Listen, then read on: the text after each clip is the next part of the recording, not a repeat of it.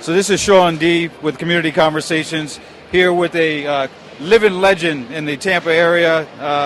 Hear a little bit about his story here, Mr. Clarence Fort. Mr. Fort, appreciate you being out. You're here at the State of the City address. Thank you, sir. But Mayor Buckhorn mentioned, he told the story a little bit about the work that you did in helping to break down some barriers here in Tampa. Did you know when you were first sitting at the counter, at the lunch counter, did you know that it was going to be such a historic situation, or you were just looking to start somewhere? I had no idea the impact that it would have on the city of Tampa, but it certainly did that.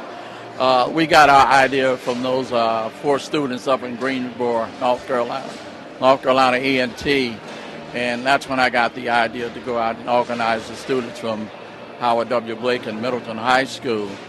But yeah, it changed Tampa. Prior to that time, African Americans could not do anything. We might have had a couple of doctors, a few African American school teachers that taught in segregated schools, barbers. We had 2 attorneys at the time, but there were no meaningful jobs. There was no sales clerk. There was no telephone operators. There was no black bus drivers. There was nothing.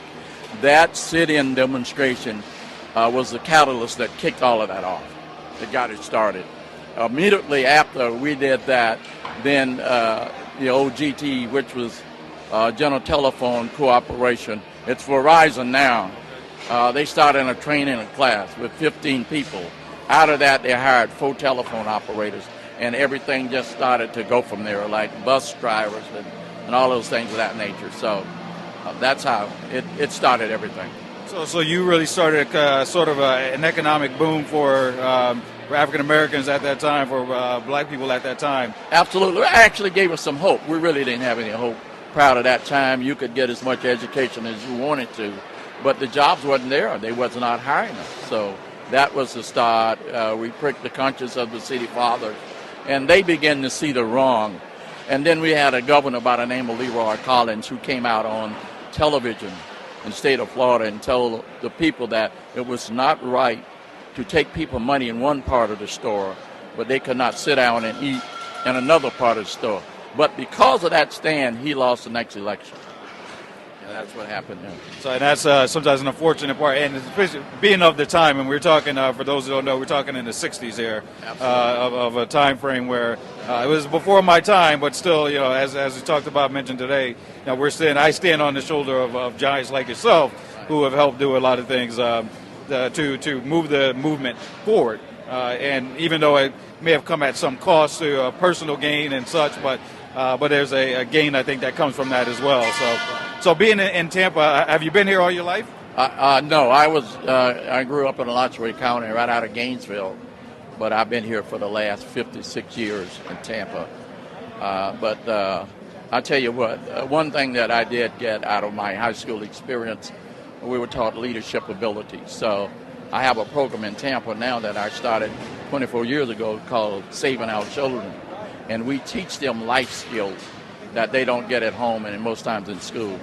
And that's the only way we're going to move forward, along with that and along with education. Education is the key. Well, so you're talking our language now. So that's we talk about a lot of that on Community Conversations, right. Education with the and with our young folks, even to the point of, I mean, again, here you are, living legend in the movement. Yet I can almost guesstimate that many folks don't even know that story.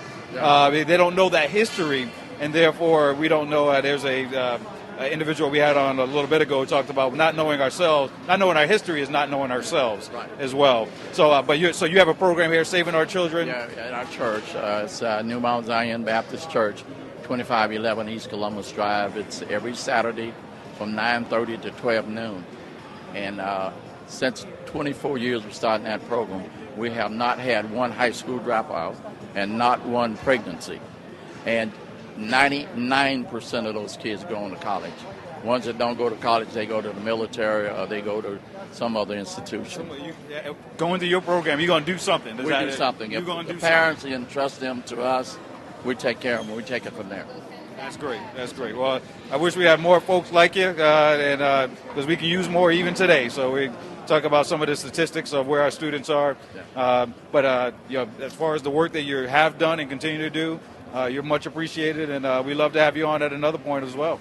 Yeah, well, you give me a call. I'll be glad to answer some questions on the station. People can call in, and I'll be glad to answer. Absolutely. So there you heard it there, folks. So there you go. So appreciate your time. Thank you, and enjoy your day. Thank you, sir.